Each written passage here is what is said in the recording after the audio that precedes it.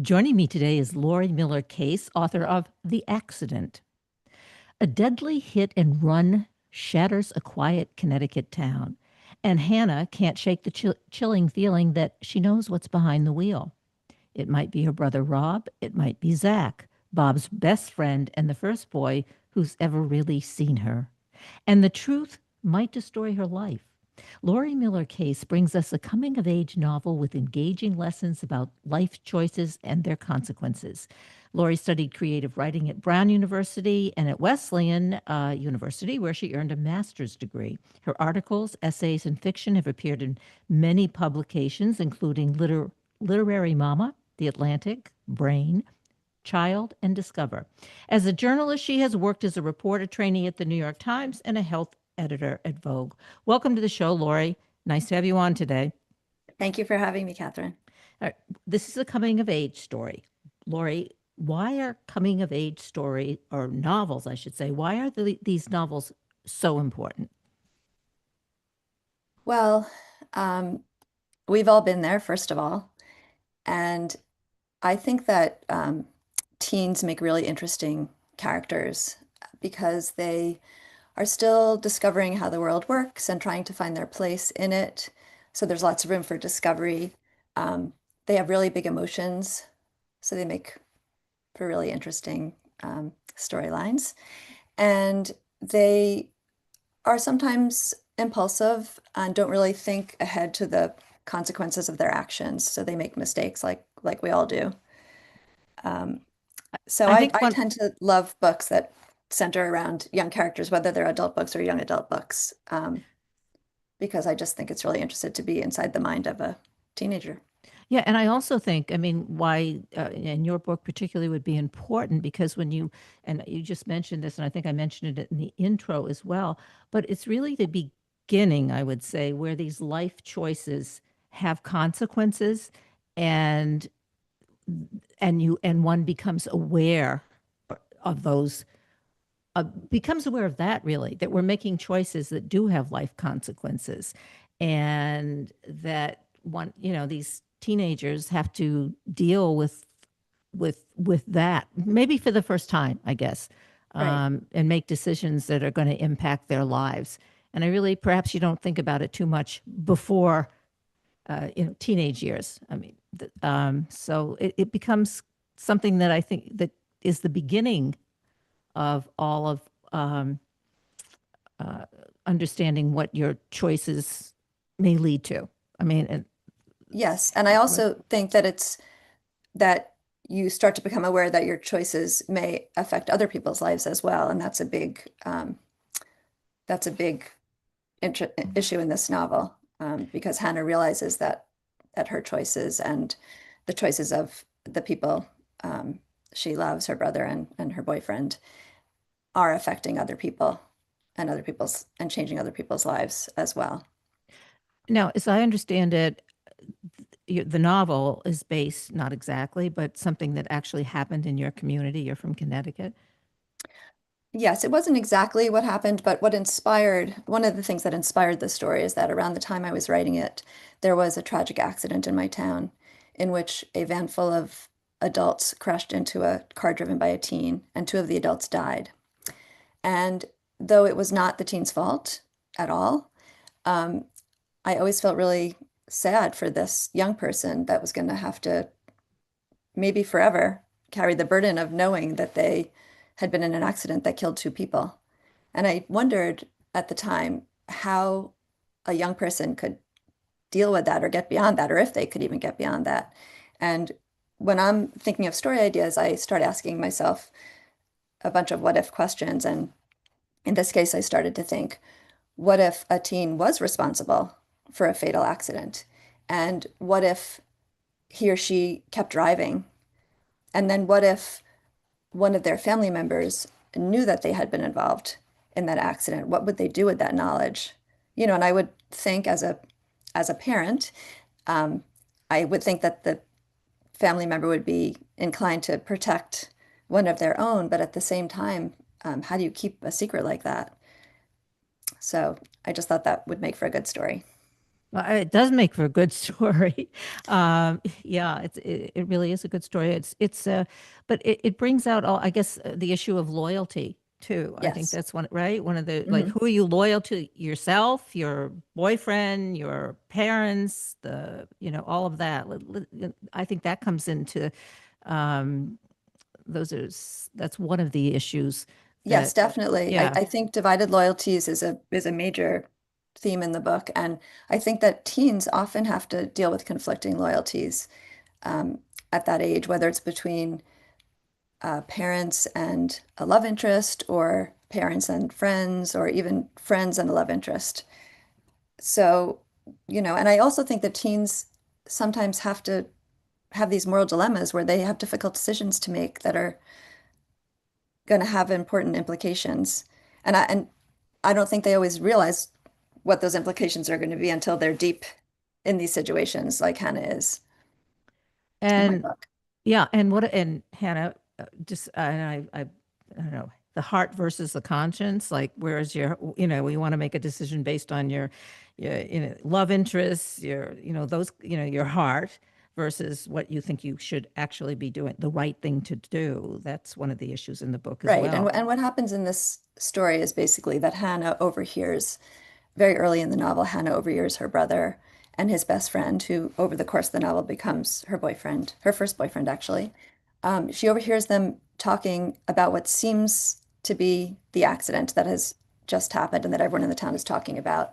But she and the reader only hear bits and pieces of this conversation, so we don't hear exactly what they're talking about, but it just sounds like that. And she vows to protect them both as the police investigation unfolds, but eventually two different versions of the truth about the accident emerge, and she has to decide where her loyalties lie. So it becomes increasingly difficult for Hannah. It's difficult to begin with because she's really an empath, and she witnesses the family's grief who has lost their son who died in this accident.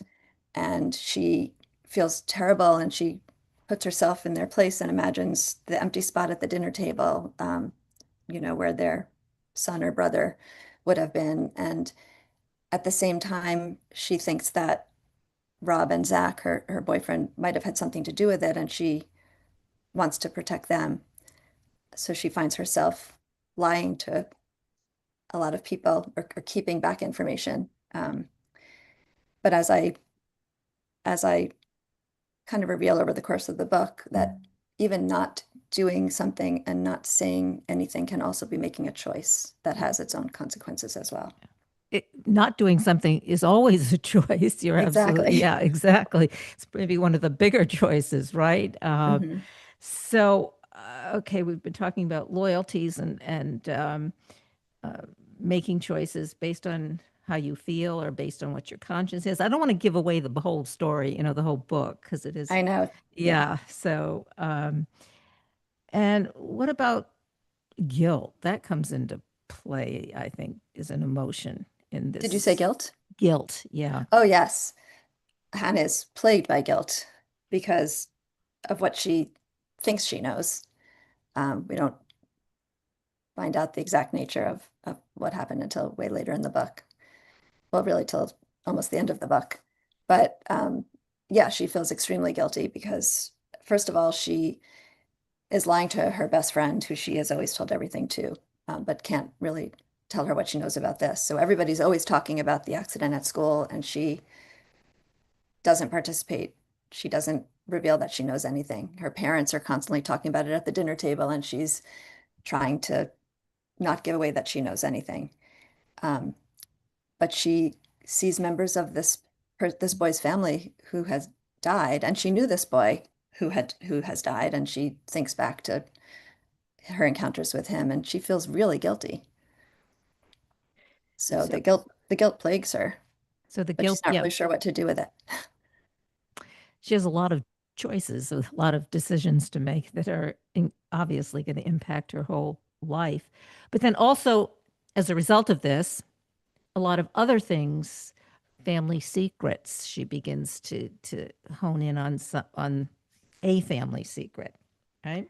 Yes, and I don't want to reveal any Okay. spoilers about that, but there All is right. a parallel subplot that involves the mother. And I'll just say that at times in the novel, both Hannah and her mother have to grapple with their own moral dilemmas, and the choices they make are going to affect the rest of the family and other people. And I would say also at some point in the novel, both of them are putting their family's well-being at risk for some ephemeral pleasure. Although I would say in Hannah's case, Zach is her first love, so she doesn't think of that as ephemeral. But Do that's all you? I'll say Yeah. that about Okay. that. All right. So we just touched on that, right? So you got to read the book. You have to read the book. Don't you think that's the case, though? I mean, for most of us, when you start to sort of have to make these kinds of decisions, then a whole lot of other things come into play. Or I guess you it's sort of like peeling away at the onion, a lot, which is Yes. yeah, which is what you're talking about in terms of her Yes, and mother. I tried to do that. I tried to make this layered so that there would be different things to consider and different questions to ask as the book went along. But also the book is about family relationships and family dynamics and friendships as well. But a lot of what I write, whether it's short stories or essays or novels, centers around family relationships and how people within a family connect with one another or don't, and how these relationships are broken and repaired. And I'm just fascinated by that, by the way that people relate to one another within a family and outside of family. But that becomes a big focus in this book as well. You know, there are changes that happen over the course of the novel to the relationship, for example, between Hannah and her brother, um, and changes that occur in Hannah herself. Well, it has to do with the family dynamics, right? I mean, you're not as you say, you're not an isolated individual, excuse me, making these decisions, but it's impacting everyone. Actually, your family, school, all of your relationships, I would say, right? Exactly, Yeah, exactly. And you know, I'm a mother, I'm a daughter, I'm a sister, I'm a friend, I'm a wife. I have all these roles, so I tried to think about this situation from all the different perspectives and how I would feel in these characters' places. And there aren't any easy answers in a situation like this. You know, you're always inclined to do anything to protect your kids, for example. But what about when protecting your kids involves um, doing something wrong yourself? right. You're protecting your kids. Parents are put in positions of protecting their kids, but yet they're maybe protecting them from the law, from the, Right, they've done something. And I think many parents are faced with that all the time, every day. right. So, yeah, I think that's a really important point. I think the other thing about this novel is, this is just the beginning of all this stuff for Hannah. But these kinds of choices they evolve throughout our whole life. And the choices that you make, like say that she makes now, are going to affect her when she's in the next phase of her life. Right. Yeah. And And this they is may just, also affect, and what happens, the repercussions of the choices she makes now may influence how how she deals with these kind of choices in her future.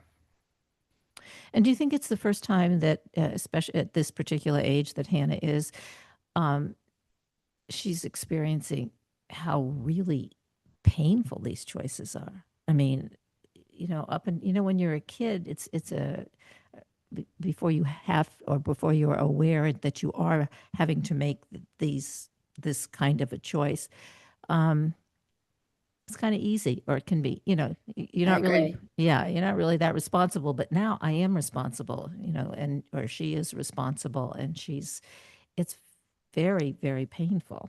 Right, because I think that when kids enter their teen years, they're sort of coming out of this bubble, this sort of protective bubble where, you know, they just sort of go along and their parents make a lot of the decisions for them.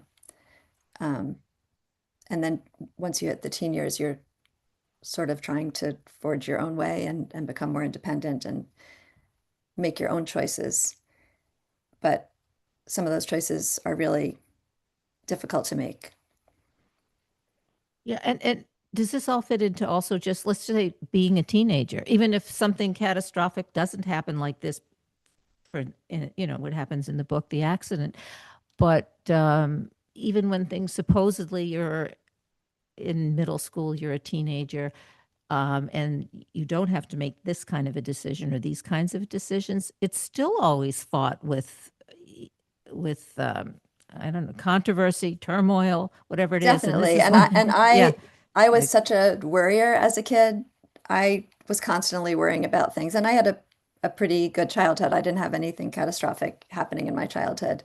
But, just the everyday challenges of navigating middle school and high school social life and all the decisions you have to make between friends and about different things that happen at school and outside of school. I mean, I worried about all these things all the time. So I could really make Hannah a worrier and understand what it's like to worry about all these things constantly. And I did give Hannah a lot to worry about. I have this writing teacher at Westport Writers Workshop where I take a lot of writing classes. Uh, she's a kid lit author, Christine Pakala, and she always tells us to be really mean to our characters and throw lots of obstacles in their way and make their situation more and more precarious because this builds tension in the story and raises the stakes. So I am pretty mean to Hannah and I give her a lot to worry about, and her angst really ramps up over the course of the book. And hopefully that creates tension for the reader and makes them want to keep on reading. yeah, I think it does. Like, you're a good student. Is it difficult for authors? I mean, you're taking this course, obviously. Is it difficult for authors to do that? That's like really being mean to a character, so you do create Yes. that tension. Yeah, Yes, I had a hard time with that actually. I was too nice to my characters in the beginning. Now I know how to throw nail them. challenges in their way, yes. But I guess that was one of my challenges. And I'd say the two biggest challenges I had craft-wise in writing this was one was keeping the mystery of what really happened going until the very end of the book. So I had to keep on creating twists and turns and throwing the reader a little off track. But the other thing is, I was a journalist for most of my career. And before I wrote this novel, I'd written adult short stories and essays. So I'd always written for an adult readership, whereas this book is geared towards young adults. And it took me a while to find my teen voice. Um, I think So at how did you first, do that? I mean, how did that's yeah, that's a big leap. I guess one of the ways I did it is I read a lot of young adult novels and sort of got a hang of how they spoke and thought. I have journals from when I was that age, so I could read my own journals and see how I thought. I could pretty much remember how I thought anyway. I Yeah. remember things pretty clearly that I used to worry about as a teen. You So so well, you're very smart. Anyway, go on. Yeah.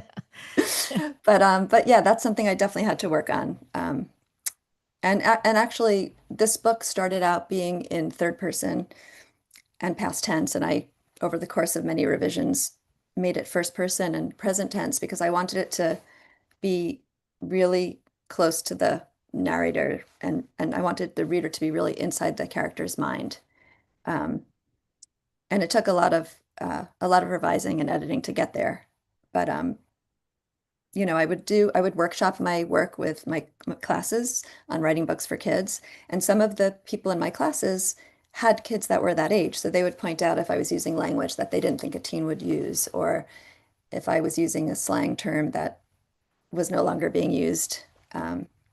And that helped me to make my teen voice sound more authentic as well.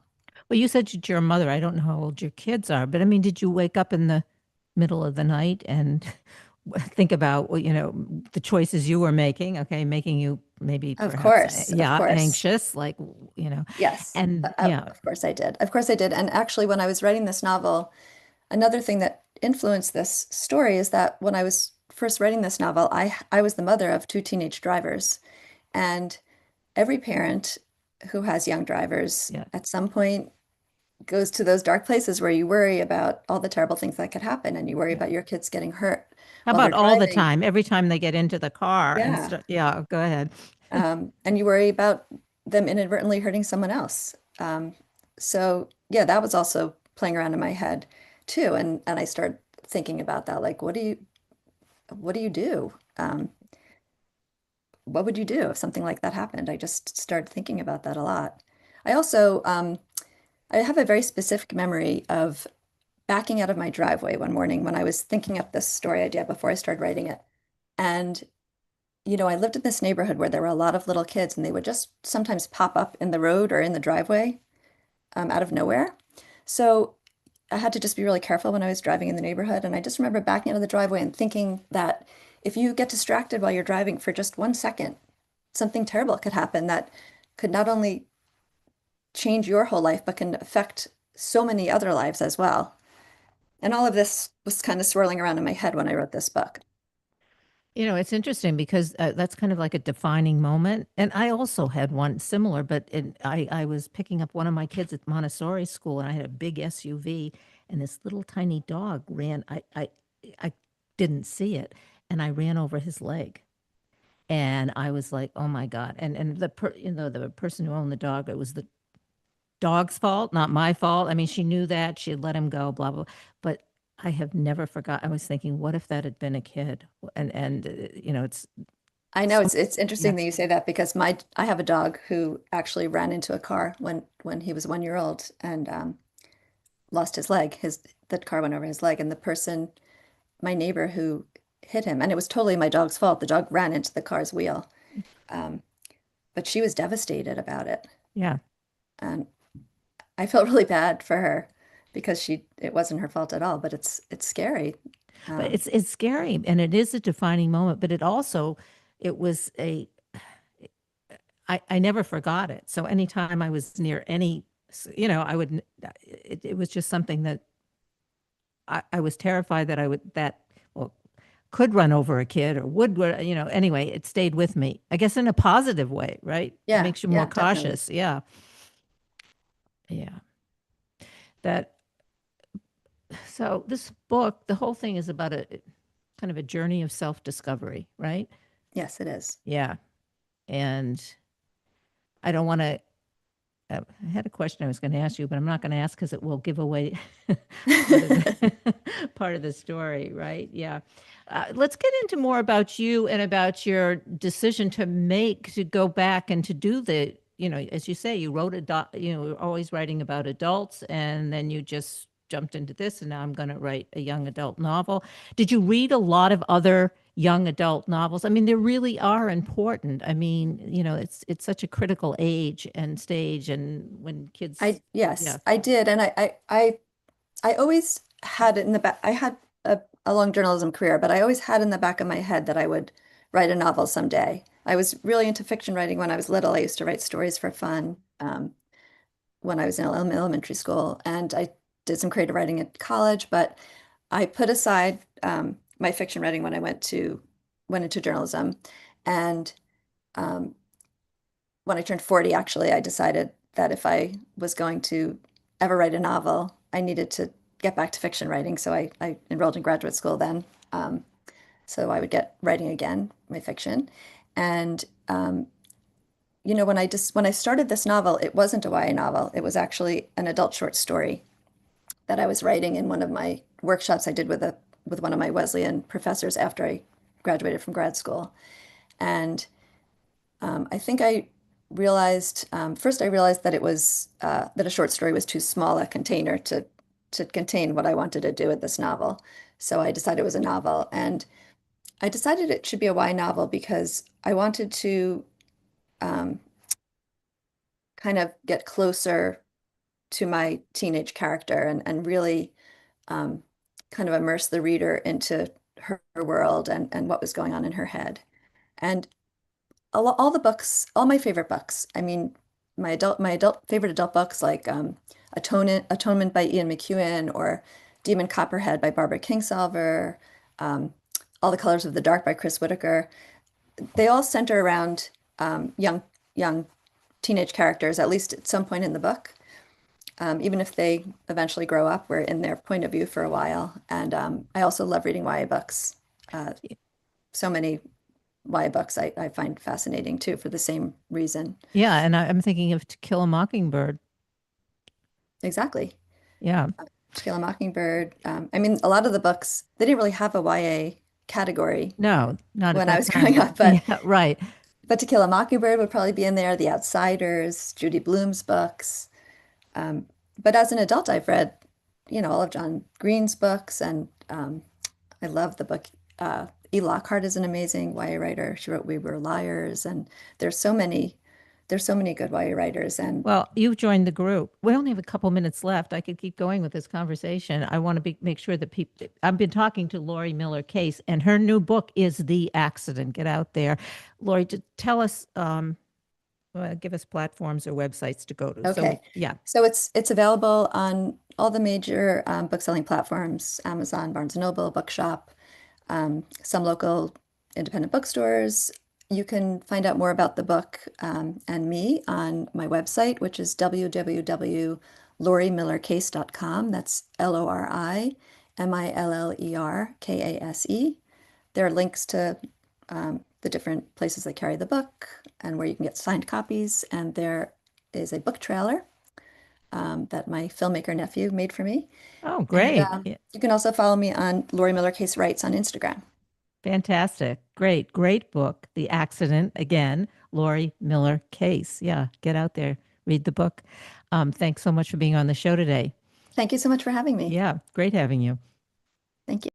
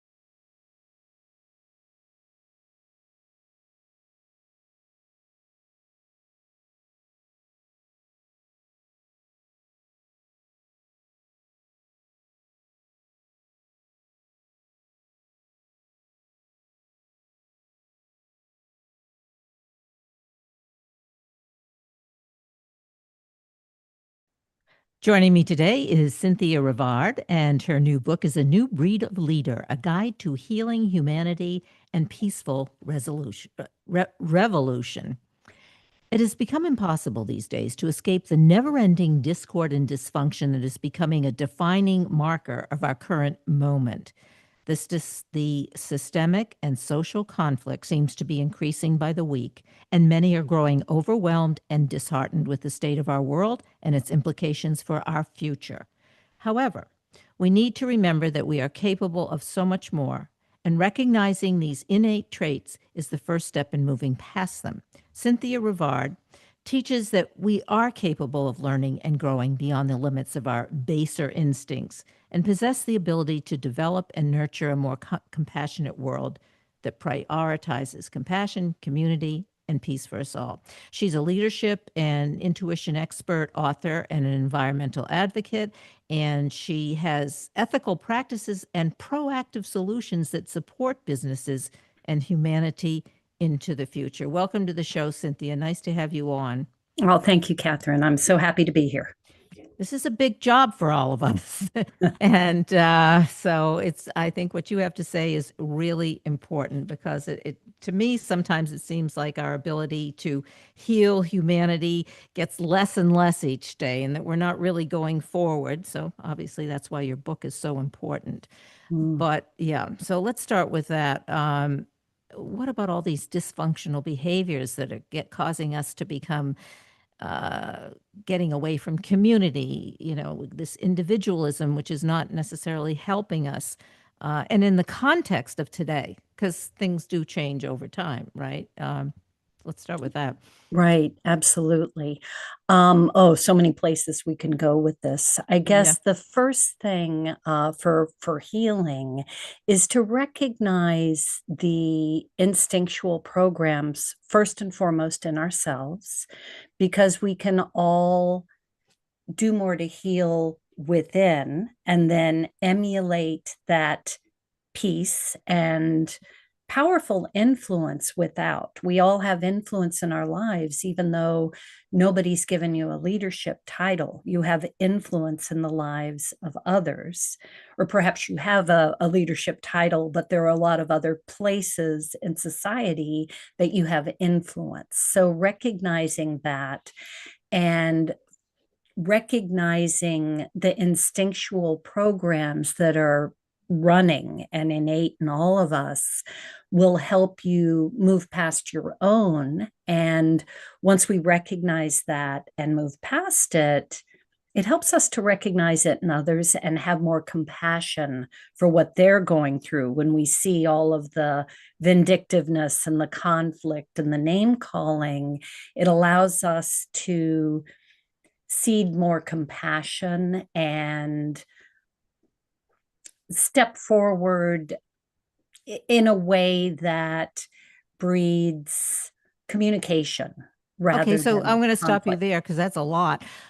So, and yeah, and get kind of hone in on some of that because and get specific because our basic and baser, I guess, instincts are not leading us in the right direction necessarily, and we have to understand what they are, right? What are they? Yes. Yeah, So okay. there are a number of survival instincts which helped us a lot when we were cavemen, but don't necessarily in modern society. They're not necessary a lot of times when we see them playing out. So there is a fear of change, which is just so prevalent, not just in people struggling with their own goals. If they want to create something new and different in their own lives, you might see this in your own life as uh, coming out in simple ways, not feeling like fear, but you might just feel analysis paralysis or procrastination, or why is it when I tell myself I'm going to do something, I end up not doing it. And that is really an innate fear of change. And so what we see a lot online and what's going on in our world right now are people fighting, which is a survival instinct, fighting to protect their current beliefs or what they see as their current, I don't know, comfort level, what they know versus change or somebody else's beliefs that they may not really understand. They just know it's different from their own, and they fight against that rather than attempting to understand it. So is this new to the context? Is this new now, or is it we actually know more about it because we have all this information? We all have this information, right? Yeah. It's not new at all. No, it's just we see a lot of it playing out more because of media. I suppose, that's one thing that's new in the And do you last. think, Cynthia, that the media plays on that for us? I mean, it helps to separate us, whether it's, whatever, left, right, Yes. or in the middle media. I'm not going to name any of them, but they all Yes. seem to have the same, they do the sensationalist kind of stuff that helps to separate us. Yes. So another survival instinct, which can actually help us heal, but right now it's being used in a dysfunctional way, and that is tribalism. From the time we were cavemen, we have this innate striving to be with others that we see as part of our tribe. And tribalism is being used against us by pointing out folks that may be different in some way. Let's talk about belief systems.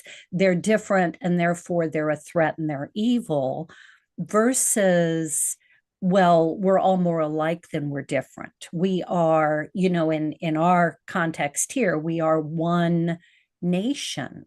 And we have similar goals. We all want affordable living and healthcare and being able to pay our bills. We all have common goals, but we're fighting about whatever beliefs that we feel are different than ours. Is it because we're fighting about the way we should accomplish these goals? I mean, frequently, but I think that there's an innate fear that the media or others are playing on about people that they see as different than them. And that's a tribal instinct. You want to bond with those who are like you.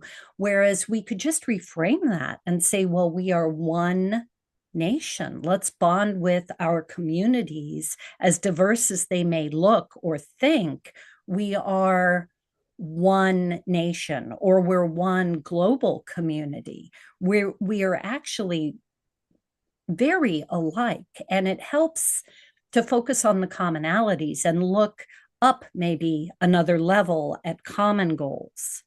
And I think the other thing when you said, because that's important, that we are we're 99.9% all the same, Yes.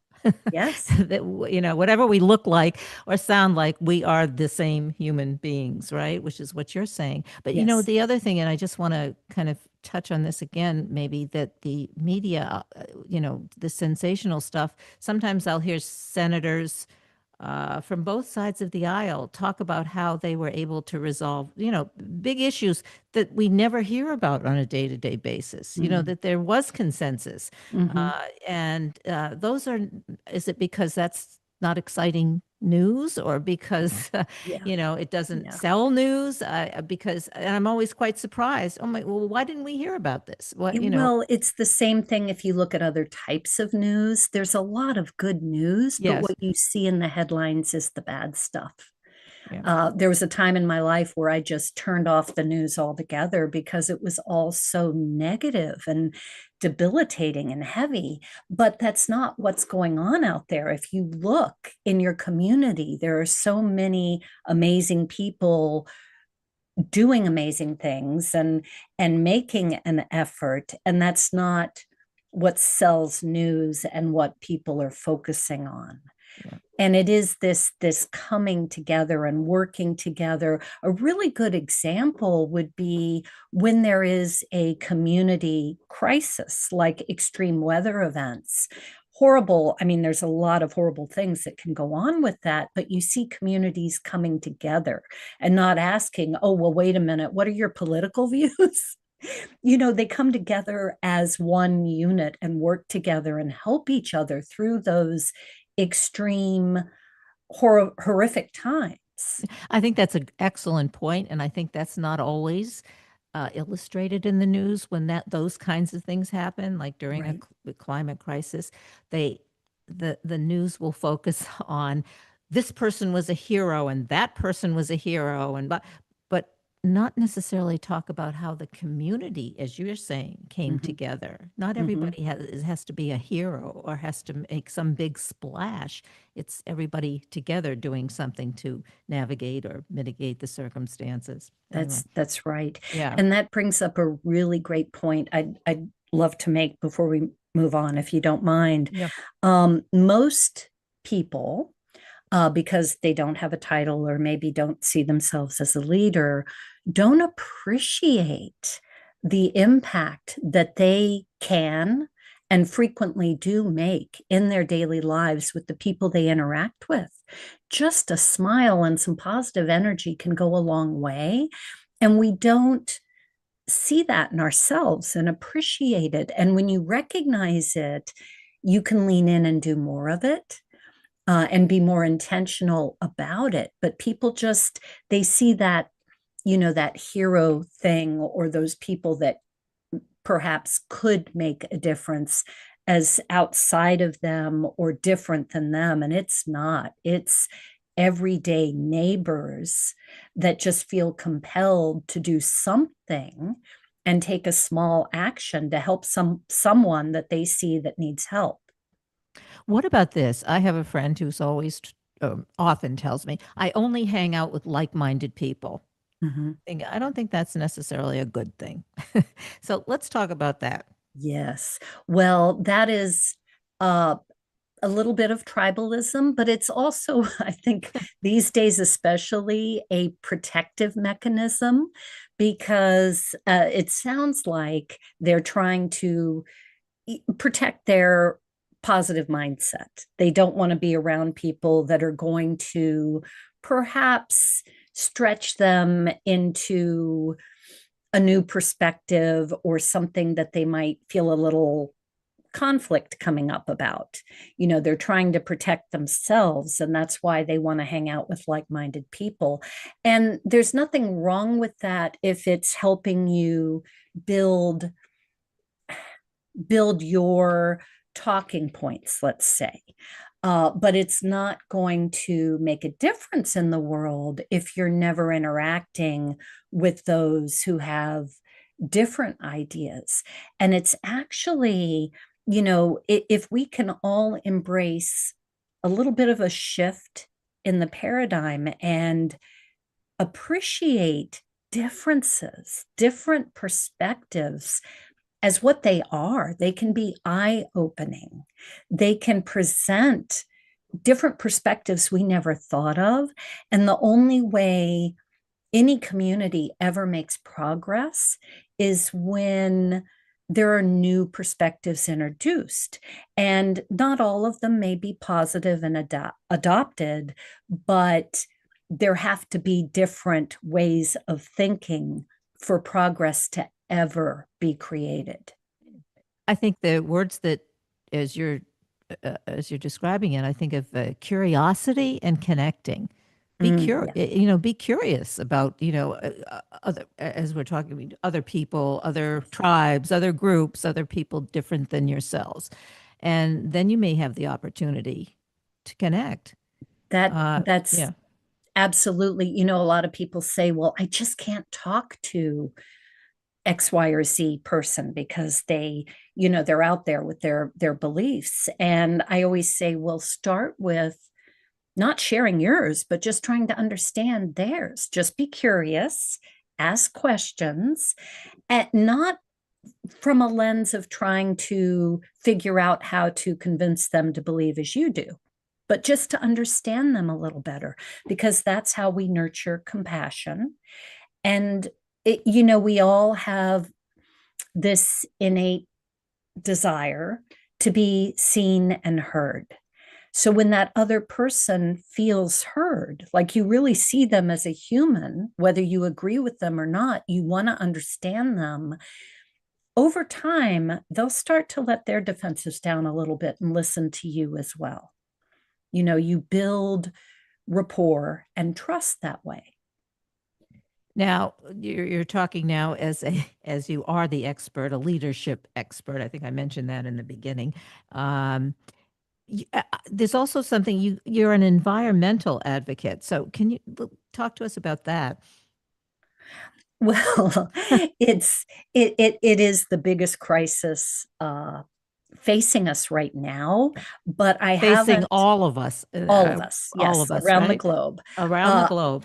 It is a joint shared crisis, but I don't talk about that as much right now because we also have survival instinct that has us focusing on what appears to be the most immediate need first.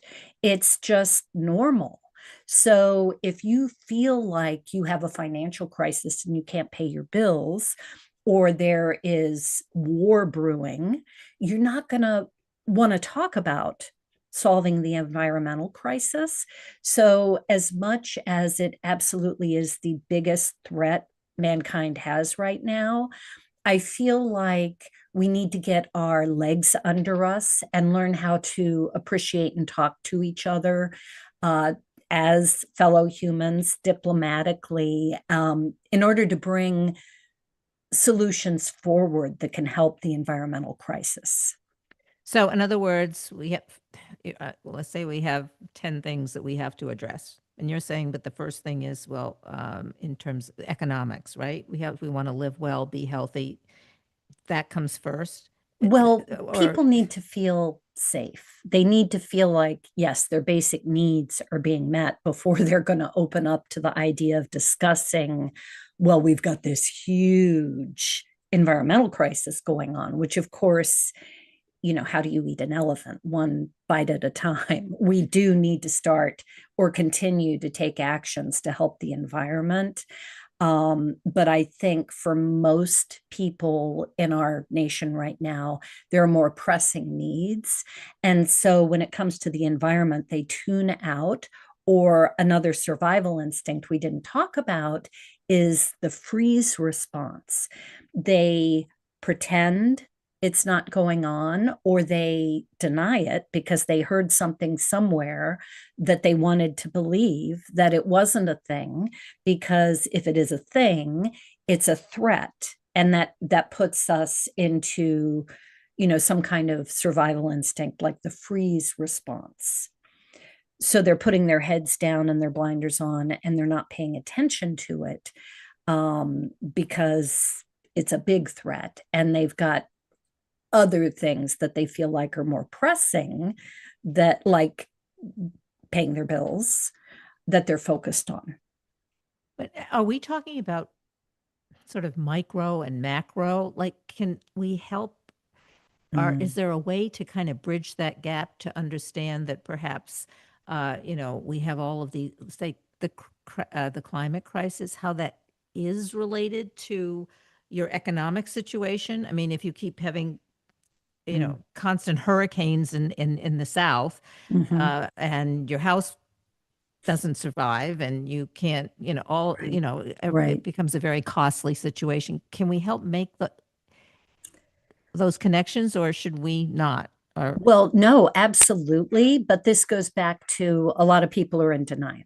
They don't want to talk about it. And so you have to start with building rapport and sharing. I mean, it never hurts. The more we can share, the more knowledge we can share in non-confrontational ways or argumentative ways. People obviously don't want to be told what to think. And there is this element in our country and around the world, actually, saying, oh, that's just, it's all a hoax. The climate crisis is a hoax. Well, I can't tell you what to think, but I can share resources, scientific data and research. And if you're willing to just look at it, you can reach your own conclusions. And you're right, Kathryn, it is small steps forward sometimes, micro actions. I actually talk about a lot to move past fear. If you just take a small action, it helps reduce some of the resistance you have to change, because your subconscious will see that you're still safe. Nothing horrible has happened if you make that tiny little change, and then you're able to make bigger changes if you just start small with whatever change. And we can all obviously do a lot more to just learn about the environment and how we impact it as individuals. And perhaps you really are inclined to advocate and educate and do more in that way. Or perhaps you can just do more educating your household and your family members to contribute in small ways and to be aware of it and support education and advocacy. And I think another thing is one thing that we do is we're always placing blame on somebody else, and maybe shift in terms of that paradigm. We shift the paradigm to problem, which is what you're talking about, problem solving rather than blaming. Well, right. The only reason we have memory is to learn from the past. We can't change the past. All we can do is change our current actions and our future circumstance. So, the blame game is a waste of energy, really. We just need to learn from mistakes. And truly, that is the only way we learn. We have to take action and learn. If something doesn't create the results we want, you tweak and you try again. What about respectful behavior? Just respecting one another. I don't think we've actually used the word respect during our conversation. Well, absolutely. That goes back to seeing each other as fellow human beings, seeing the humanity and recognizing that some of the dysfunctional behavior you may see in those other people, it's just survival instincts. And trying to nurture compassion in yourself will help you interact with them in more positive ways, and it will make a difference in how they respond to you. All we can do is control and change ourselves, but it does make a difference in the people around us. So, we don't have that much time left. So, what do we want to, besides obviously reading the book, which is important, understanding, I think one of the, understanding where we've come from and where we are and where we're going, right? That's kind of the overall theme. What should we do now? Let's say we stop listening to the interview, you read the book. What's the first thing someone should do? Take one small little action, however you feel inspired, because as long as we sit on the couch thinking about it and feeling overwhelmed because there's so much dysfunction in the world, that creates a very disempowering feeling and hopelessness. But as soon as you recognize the influence you have and the control you have over your actions, and you take one small little action, you'll feel empowered and inspired to do something else. So just one little small micro action that you don't normally do. I think that's so important because it's true. You listen to an interview, you read a book, you get excited about it, and then you sit down and you think, but I really can't do anything. This is too much for me. Mm-hmm. So like it's not too much for me, as you say. Baby steps, just do something within Yes. your family, and then it snowballs, and one good decision or one good choice adds to another good choice the next time, right? Absolutely. Yeah. We have, okay, so where can give us platforms, websites to go to for more information about your work and about this book in particular? Absolutely. Thank you so much for having me and for asking. If you can remember my name, Cynthia Rivard. My website has all of the links to my free YouTube channel, to my books, anything you want to know about me. It's Cynthia as in Victor, ARD as in David.com. Great. Thanks so much for being on the show today. And this interview will go up on my website, on iHeartRadio, Spotify, Apple, probably in an hour or two. So everybody can listen to it.